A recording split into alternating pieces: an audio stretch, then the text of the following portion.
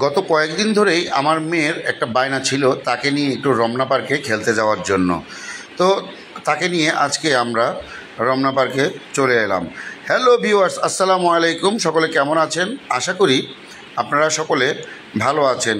এই ভিডিওটি আপনাদের জন্য করলাম রমনা পার্ক থেকে। খুব সকাল সকাল আমরা ঘুম থেকে উঠেই খালি রাস্তার মধ্যে রওনা হয়ে গেলাম রমনা পার্কের উদ্দেশ্যে। চলে আসলাম রমনা পার্কে আয়েশাকে নিয়ে। রমনা পার্কে আসার পরে আয়েশার সেই বাঁধ ভাঙা আনন্দ দেখেন। এখানে আসার পরে সে খুব খুশি। সকাল সকাল এত ভোরবেলা রমনা পার্কে আসতে পেরে সে খুবই আনন্দিত।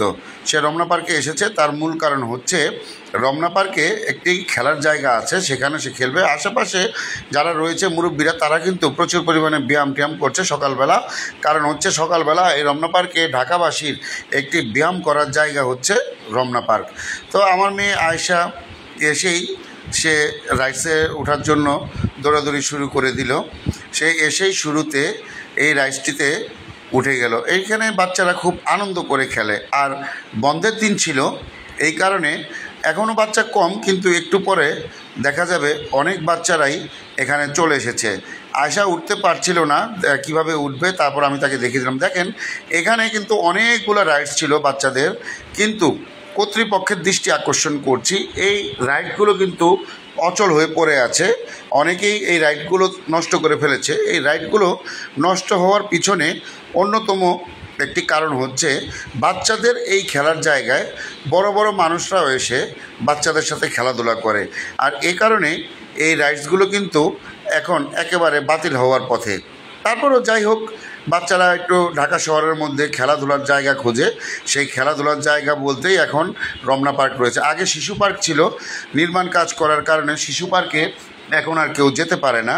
ঢাকার মধ্যে বিনোদন কেন্দ্র ছিলই রমনা পার্ক, শিশু পার্ক, অর্থাৎ আমরা যেই এলাকায় বসবাস করি এই এলাকার জন্য ছিল রমনা পার্ক এবং শিশু পার্ক।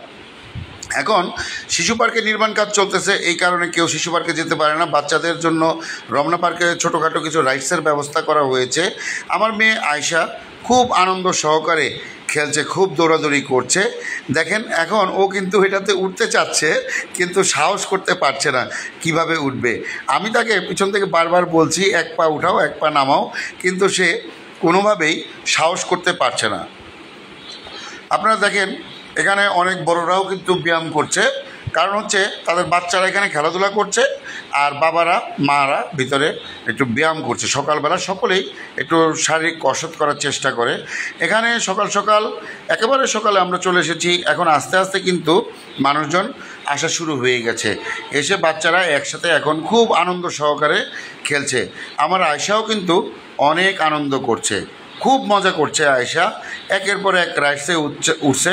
এখন এই রাইডসে ওঠার পরেই সে বললো তার ক্ষুধা লেগেছে, সে এখন চলে যাবে, সে আর থাকতে চাচ্ছে না। তো আমি তাকে অনুরোধ করলাম যে চলো আমরা লেকের পাড়ে যে ব্রিজটি হয়েছে সেই ব্রিজটি থেকে একটু হেঁটে আসি। তো এই ব্রিজে যখন আসলাম, এখানকার মনোরম পরিবেশ দেখে আমি মুগ্ধ হয়ে গেলাম সকালবেলা। তাই চতুর্পাশের একটু ভিডিও আমি আপনাদের জন্য সংগ্রহ করে নিলাম। পাশাপাশি আরেকটি জিনিস দেখতে পেলাম যে এই ব্রিজের মধ্যে মানুষজন কিন্তু প্রচুর পরিমাণে হাঁটাহাঁটি করছে। সকালবেলা যে মর্নিং ওয়াক বলে সেটিও অনেকে করছে। আপনাদেরকে আমি দেখাবো একটু।